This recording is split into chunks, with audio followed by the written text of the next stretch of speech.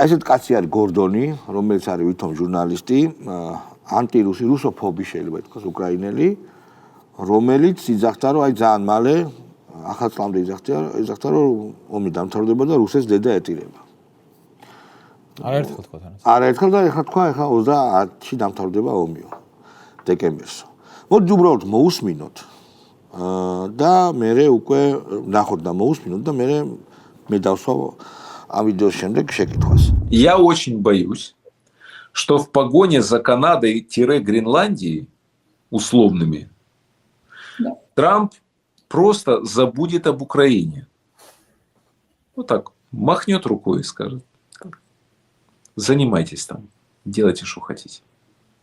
Вот этого я боюсь. Может такое быть, а почему нет? Он нам что-то должен, Дональд Трамп? Вот Украине он должен? Нет. Мало того, он может сказать много всего и будет прав по-своему. Мы же опять о справедливости. Он скажет, например: вы 30 лет сдавали свою независимость русским.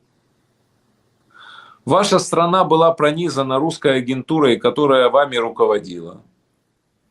Вы торговали с Путиным все время, и торговались с ним, и зарабатывали и вы, и Путин. Вы не защищали Крым, сдали его без одного выстрела. У вас коррупция все это время правила бал. Вы не хотите призывать, значит, солдат с 18 лет защищать свою страну. А что вы от меня хотите? Может сказать Трамп. Может он так сказать? Может.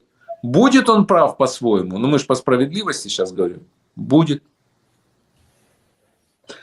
Другое дело, что мне это не нравится. Ну, слушайте, где я, где он? ხო, ну როგორც ხედავთ, საოცარი მეტამორფოზაა.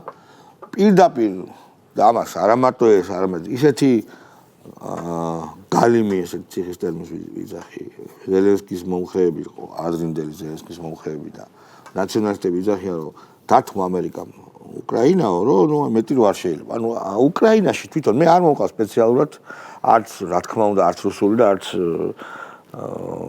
ამერიკული წყაროები. ეს კაცი, ეს ტიპი არის როგორი ნაციონალისტი, როგორი რუსოფობი, ხო? იძახის რომ უნდა დაგვეხა დათმო რა. ხო, აი ეს ყველაფერი არის ნათელი.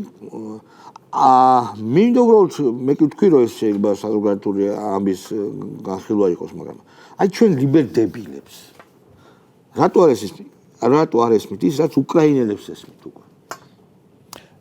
ჩემი შენ ძალიან ხომაღალი განაცხადი განაკეთე უკრაინელებს ესმით ეგა უკრაინელებს. ამას ხო ესმის? ეგ არის გამონათების დასაწყისია, ოღონდ პატარა. ანუ რატომ ამბობთ, რომ მე ვეცნობი, ანუ მაქსიმალურად ვცდილობ თუ ფსიქიკა მიზიდებს ხოლმე უკრაინულ. ეს ბოდიში ისეთი გაიზვერაა, რომ ტყუილ არ ტყუს. კი, ანუ ამბობენ, რომ გორდონი გამოხატავს, ანუ ასე ვთქვათ, ზელენსკის გუნდის აზრებს ხოლმე და ანუ ახმოვანებს ხოლმე იმ წესებს, რომელიც უნდა მომავალში უნდა ვთქვათ, იყოს ფორმირებული თამაშის. ანუ